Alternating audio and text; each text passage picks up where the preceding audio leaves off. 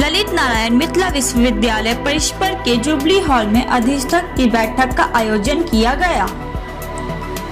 सर्वप्रथम कुल सचिव प्रोफेसर मुश्ताक अहमद ने राज्यपाल सभा में पत्रांकन 42/2009 दिनांक 28/12/2021 के आलोक में महामहिम के पत्र की चर्चा करते हुए कहा कि महामहिम कुलाधिपति महोदय अधिष्ठाता की बैठक आयोजित करने का स्वीकृति दिनांक 13/1/2022 को दी है।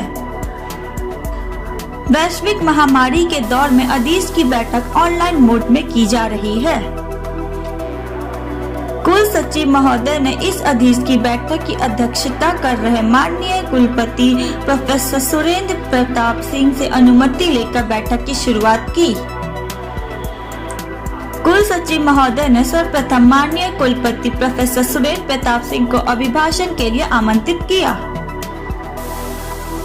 माननीय कुलपति महोदय ने सीनेट की बैठक में सम्मिलित सभी माननीय सदस्यों का स्वागत एवं अभिनंदन किया।